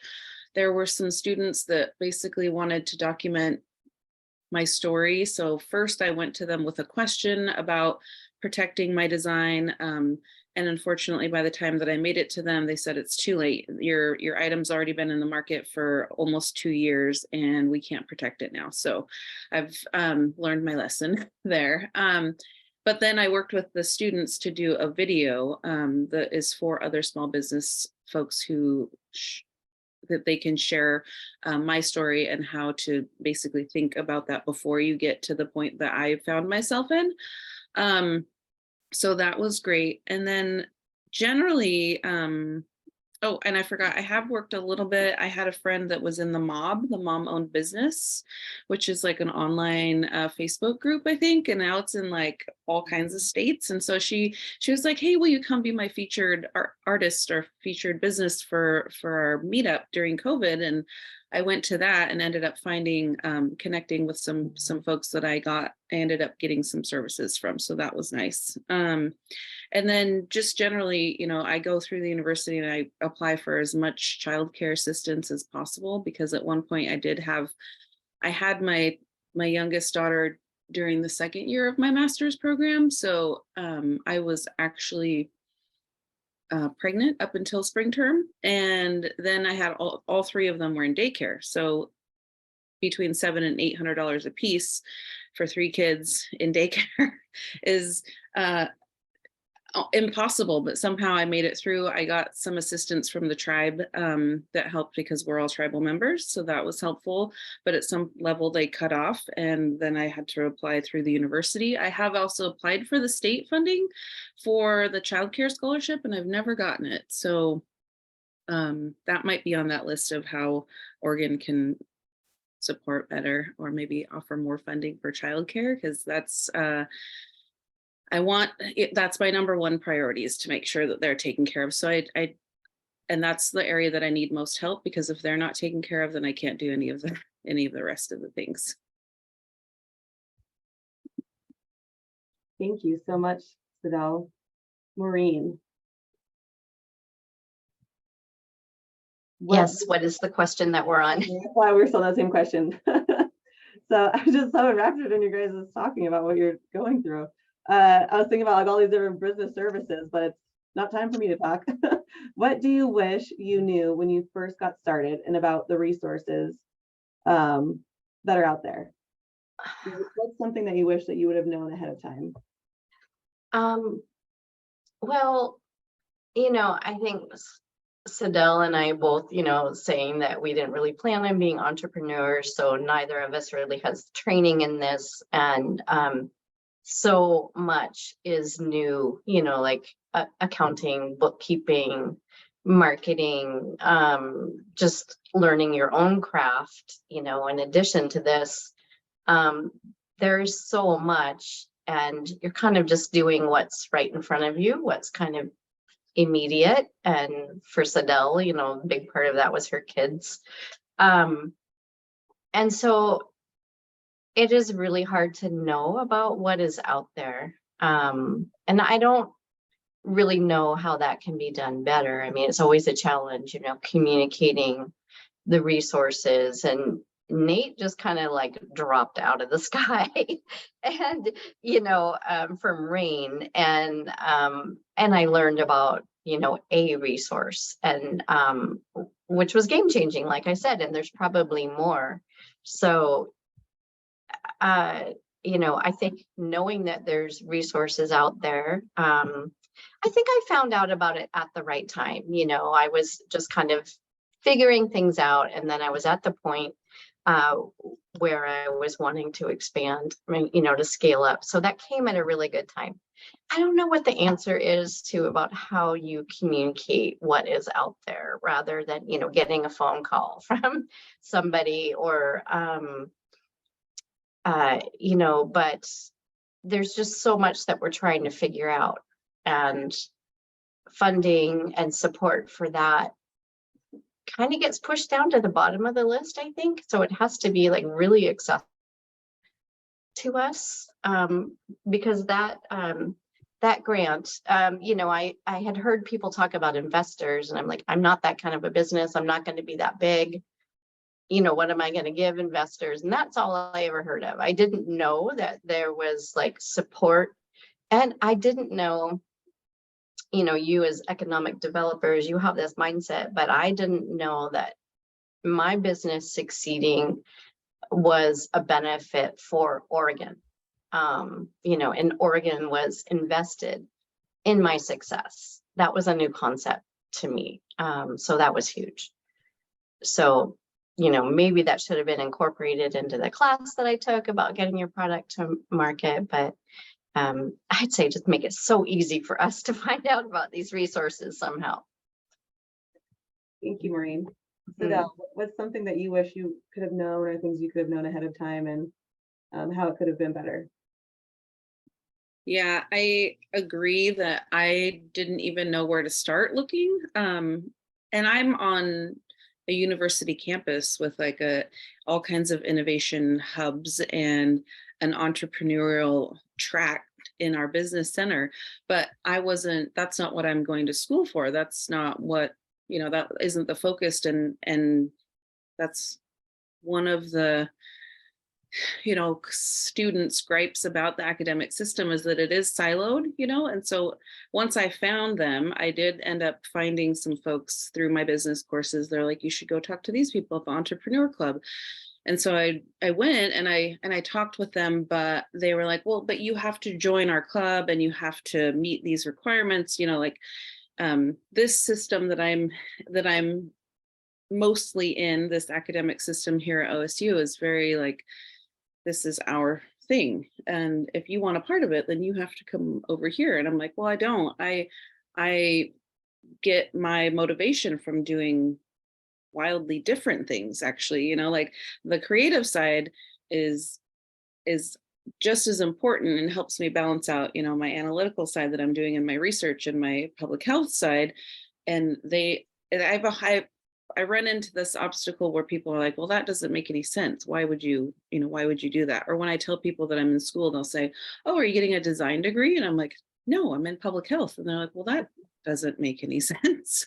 And so it's the same way where I'm like, okay, could I come in and use like your fabric printer? And they're like, well, you have to be in the class. And I'm like, well, I can't pay additional credits just to be in the class, just to use your printer. I'm not going to do that. So it's, I wish that I knew more about, I don't know, like it sounds like these hubs are sort of expanding what they'll allow now that there are, I guess, all of these accidental entrepreneurs. But I feel like when I started 7 years ago, my business, those weren't there and people weren't really like crossing those boundaries. And I think maybe it's getting there. But there, you know, things like ONAC, it took me a while to get into their system and just know that was even a resource for us to use. Same with the Small Business Legal Clinic, you know, if I would have gone to them first, but then also I had no idea that my design would do anything. So it was sort of backwards thinking to think like, I better protect this design. But now I know, moving forward, but I had no idea that I should have maybe had that conversation with them before actually selling on the website and putting my items out there. What else? I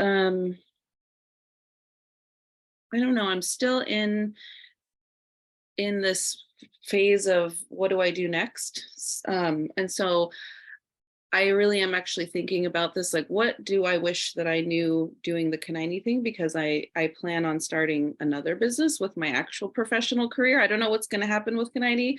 I hope to be able to dovetail it somehow in. But this has been at the front of my mind, and I'm much better suited now, actually having gone through classes where I've built a business plan. I've, so I kind of went backwards. I had a business and then went backwards with what I should have done. And so when I roll into my next business, I feel much more prepared. But also just knowing that it's okay to ask people, I feel like people are the most valuable resource. And I make sure that I center sort of my story and get to know people, because if they don't care about me, then they're not going to care about anything I make or want to sell. So knowing to ask for help, which I'm not very good at that, but knowing that it's okay, and to just go and, if you have questions or want to find some resources, just ask someone about it. And we'll actually do the question in the chat because it fits into the sequence that we're in right now. How do we reach out and find small home-based makers like yourself, networks like the Mob, or other networks that you've tapped into or that we should be reaching out to? And we'll start with Fidel. I think, because I do so much of my business on Instagram and I'm so visible on Instagram, like I think social media is really important. I do lots of polls on mine, and I find other people that are connected to other people that I know that are small businesses that I support. So that is a central part of my networking with other, because I also want to support other small businesses and recommend small businesses. And there's all kinds of opportunities on, we just had International Women's Day for where people will share, like, here's my top 10, whatever. And there's so much information out there. And especially on, Instagram, Twitter. I'm not on Twitter, but all of the social media platforms, I think, is a good place to start trying to find those folks, because people are just like me. They're putting their story out there, and sometimes they are hard to find. But if you can tap into those little networks, then you can start seeing the threads that start connecting a lot of them. And I love meeting other makers. I do my one big show in Las Vegas every year, and I actually met another maker from Oregon, and I was like, hey, and I'm like, no, I follow you on Instagram, but now we finally met face to face. And so I think that would be a good start. I always try to participate in surveys and things that like ONAC will send out. I'm getting more active in the tribe. The CTUIR has their economic development department, and I try to participate there as much as I can. And then hosting events maybe. So I was a part of ONAC's fashion gala last year, in October. And it was just a fun night to get together and meet people face to face that now we've all, seen emails from, or stories on their social from. But to actually get together and not do work, but just have a fun evening, have some snacks, and meet people face to face was good, and do some networking within the other small businesses that I've seen featured, but never actually seen their product. And people will say that to me all the time. They're like, oh, I can never get one, or I'm waiting for the right one, or I'd rather be able to put my hands on it and see it first before I actually buy it. So, but I'm so small that I'm not in. They're like, where's your store? And I'm like, I don't have a store. So unless you want to come to my garage, I might let you in. So being in person, that's like low stakes, like low work responsibilities for it, like informal time networking is, I think, word of mouth is going to always get you to those people. Thank you, Maureen. Yeah, so great suggestions. Definitely, I agree with the social media. It's hard to find all the places, but I would just piggyback on what Sadell was saying, and festivals and craft fairs and that kind of thing, we're there, boots on the ground, working hard at those things. So it's a good place to find organ makers. I know you can't go to all those things, but there was just at OSU a few weeks ago, there was the Oregon Truffle Festival, and like the fungi type of truffle, not chocolate, but I was there. And, as were some other makers, and farmers markets. And then there's a big, Sadell, do you know what it's called? It's in Portland. They do it twice a year. It's like a craft, specialty craft, or I haven't done it yet, but The Crafty Wonderland. Yes, that the Crafty Wonderland is really big. So that's food, that's, painting, art, fabric crafts and everything. That would be a great place to meet people, small businesses that, people that don't have brick and mortar, or like I don't either, and I don't want to, and but another way to make or to meet makers, I think, or those sorts of things. Yeah, let me see, I'm trying to think. Oh, obviously, like I think there's some advantages to being in a small town. I was in like the Corvallis, I don't know what our paper is called, the Gazette or something like that. And I think that might be how Nate found me, but just local things like that. But yeah. Wonderful. And Sadell, you touched on this a little bit about some of the barriers that you've faced. Can you touch on the barriers and talent and challenges you've encountered that stand out to you?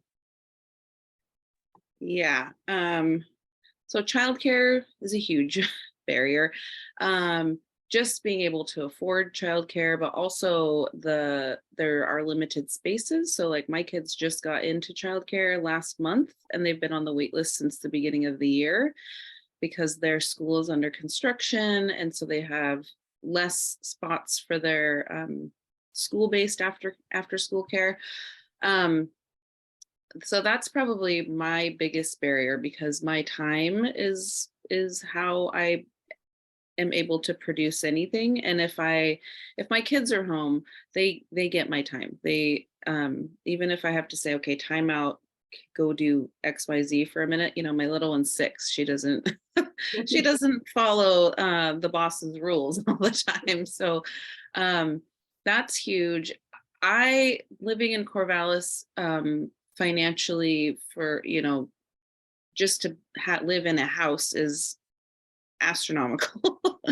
I wish that it wasn't that way. So just cost of living to be here. And even though I work out of my house and I claim like my workspace on my taxes, but every month, paying more than I would for a mortgage, but I don't qualify for a mortgage because I have student loan debts, and the whole complex mix of just being able to live and provide for my children is highly stressful. That prevents me from being able to spend the time to do some of my business things the right way or fully, I guess. So those, economic barriers are very, women mom centered. And so it's, and I get it from all angles. So I work at a research lab on campus also, and there are mandatory after work gathering events. And I'm like, okay, well, I have 3 kids. Do you want me to bring them to it?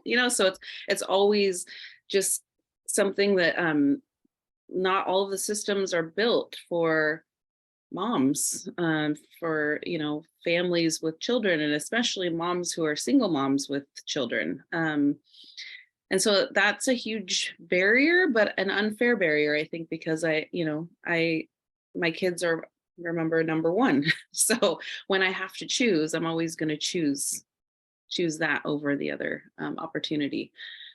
Let's see, what else did I write? I think,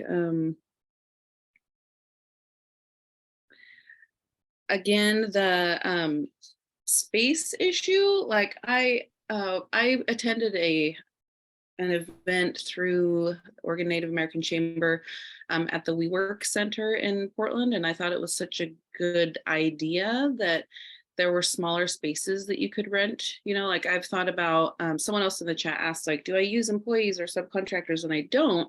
I would, but like I said, Corvallis is so expensive for space. And I want to find a small, very small space that I can just set up my shipping.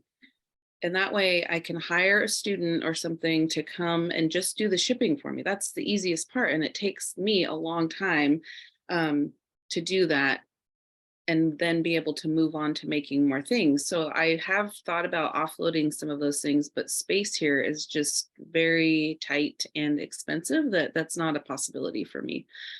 So I feel like that's a barrier. And then all of these qualifiers, or like the time that it takes for you to get granted a resource is something in itself. And this goes both ways for like my education. I have to, I have a scholarship right now that I applied for, and it was 29 questions long, and each question was like 1,500 to 2,500 words.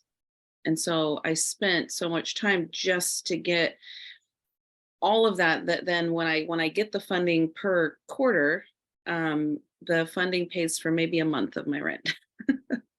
And then the other 2 months I still have to fill in with the business stuff. So I'm like, and then on top of that, then it's like, oh, well, you could apply for this grant, but then you're also going to need to, meet these qualifiers. And the balance for me is like, well, I could spend all of the time to prove that I meet all of these qualifiers and write my story over and over, or I could just make 10 more things and sell them. And so I might as well just make the 10 more things and sell them, because that's easier. It's not something that's taxing or stressful on my brain, because I've got it down so well that I can kind of just do it and listen to my podcast. And it's almost like relaxing to me, rather than saying like, okay, I'm going to stay up late and fill out this grant application, which I already have to do for, for all my academic stuff. So that's been a barrier, I guess, just like intrinsically, where I'm like, I can't make myself do it, because I always equal, in my personal accounting, I'm like, well, if I do that, I could just make 15 of these things. As long as I can make the 15, I know that I can sell them. Therefore, why would I waste time trying to apply for this other thing when this is sort of guaranteed? So that is my personal barrier to like ask, like, I don't know, seeking out additional funding, like I was saying, for like my my new equipment, for example. I always have some excuse that I'm like, I could do that, or I could just keep making and selling my items. Maureen, what sort of challenges and barriers have you been facing?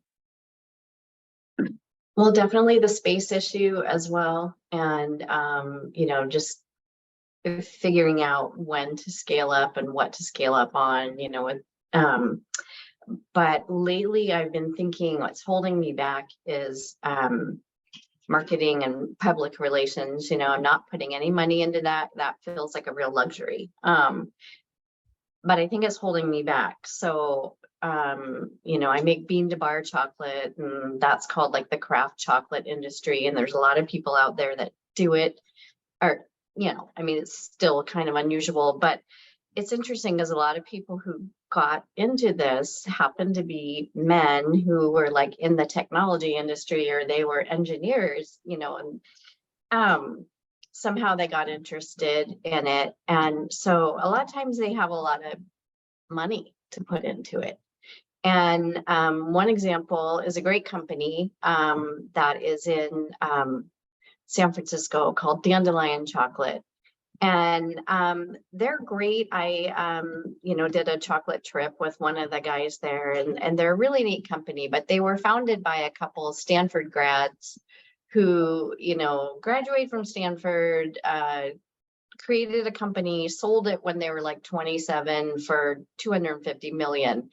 And then they're like, now what am I going to do? Oh, I like chocolate. I'll make chocolate. So, you know, they've never, and they will say like, we've never made money. But they have all the shiny machines and, you know, and all that. And they clearly are paying someone to do public relations for them. Like they'll be in the Food and Wine magazine that says this is the best chocolate, or, you know, in the New York Times, like they have a winemaker's approach to chocolate. And I am winning the same awards for my chocolate that they are, or maybe even more. If you compared, you know, like prizes or awards by size of company that, you know, I'd be winning. Like I've won some good food awards and I've won some international chocolate awards, yet people don't know, you know, who I am. And you know, I always feel like I'm supposed to be doing something on Instagram, but, you know, I don't know how effective that is. So I look at some of these other things that clearly somebody is, you know, going to the radio stations for them or going to these publications for them. I think I should invest in that, but that feels like a luxury. And it is, you know, it's like, I need a machine first, or I need a employee first or something like that. But there's a lot of really wonderful food crafters in Oregon. I think that's something we do really well. And I think I need, you know, and we need some PR behind us. I feel like that's my current barrier is, you know, it's great. I'm winning these awards and you get some publicity from that, but it's kind of just within your own circle. You know, other chocolate makers like, oh, she won this award, you know, but yeah, I think I definitely need some more marketing and PR and funds for that. And my guess is that it's more difficult to get funds for that. Like, you know, I got funds for equipment because that helped me scale up and it was really easy to show that connection. But I think my next thing is I need to put some money down on some public relations. Thank you. I just want to thank you both so much, first of all, for sharing your stories. This is just huge to open up to a group of complete strangers and talk about the triumphs and difficulties that you faced. And so I just want to take a moment and really thank you both for that. Can you, let's see, we've kind of touched on all the kind of the questions we have.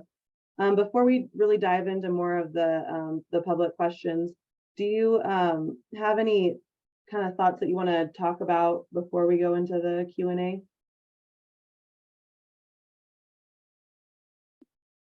Not really. I did want to comment though that you said, I don't know if it's worth putting it into Instagram. I think it's 100% worth it. Like I get 75% of my traffic on my website comes from my Instagram page. So I don't pay for, I have the same barrier where I'm like, oh, am I going to actually pay for an ad? You know, do I want to sponsor that post? I never do that. It's all just been organic, which is lucky, but that's part of that, sharing my story, telling people why it's important, showing people that I'm actually making it. Like people are interested in that and they want to buy things that have intrinsic value to them also, like by supporting you and knowing your story. So I would say that's a good place to start. And it's easy because you can just do it on your own phone. Yeah. Yeah, I think we need to talk, although you're way too busy. But, you know, I feel like I'm just talking to other chocolate makers on Instagram. You know, that's who follows me and who I'm following, and people who love chocolate. And we're all just out there promoting ourselves. And really know who I'm reaching, but would love some tips. We'll go to some questions in the chat. Julie from Klamath asks, what is ONAC? ONAC. So ONAC is the Oregon Native American Chamber. So they're out of Portland and they offer all kinds of small business services like accounting. They do like web design. They partner with all kinds of companies around Oregon to do to provide services for each other. So it's its own little hub. And I haven't gone too far into it. I just started with them with the bookkeeping. And so it's going well so far. But they also have invited me to some of their events. So they had an event with Nike. Nike has the N7 program, which is their native branch, and what is it? It's the Athletic and Outdoor Association of Portland or something. So I went to an event for that, which was great, and I got to meet other small businesses, and they are the ones that held the fashion gala last October that I was in. And it's just a nice group of people that are out there helping, specifically Native owned small businesses all across Oregon.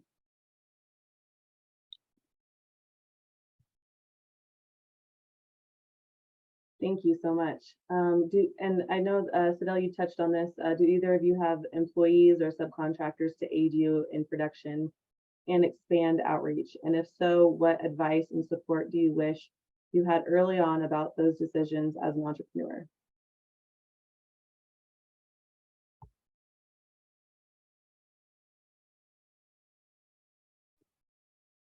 Oh, Sadell. Sorry, I was looking at the chat questions and I couldn't get back. I do have one employee. She's like quarter time, like 8 hours a week, who helps me on the day that I mold chocolate and also helps me with packaging. And packaging, like shipping, is kind of one of those easy things. I will always do the roasting and the recipe development and all that, but that's easy to pass off to somebody is the packaging, and I would like to be able to do that more, but right now that's what I can do.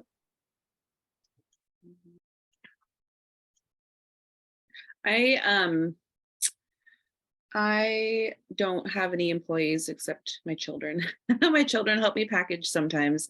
They put like the stickers and like the goodies, the freebies in my bags for me. And so I'm training them up, but I don't have an official person. Like I said, I've wanted to, but I just don't have the space for it. And I don't want to put, in the job description, you'll have to be in my home with my 3 children while I'm cooking dinner, or, I just don't think that would be appealing to a student.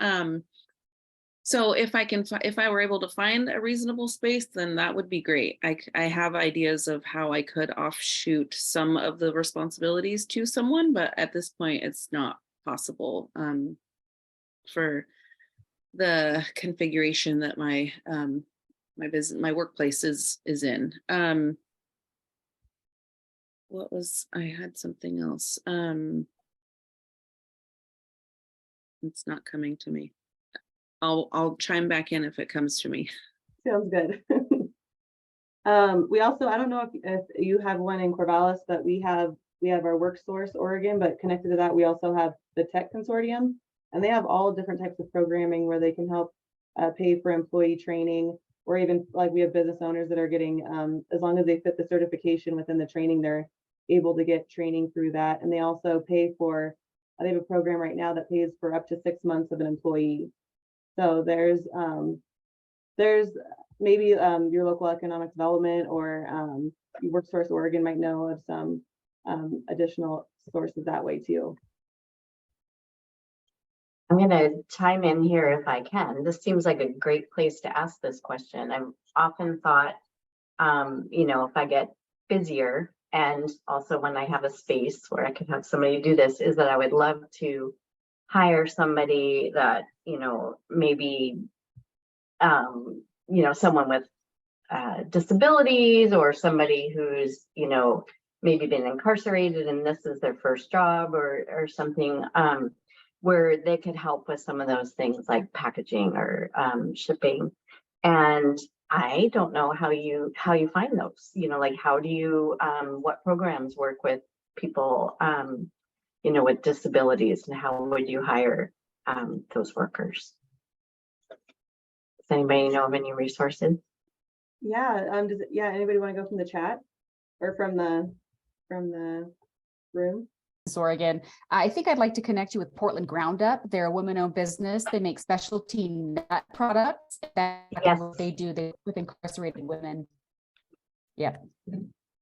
Happy to do that. I'm familiar with their mission. That is great. Thank you.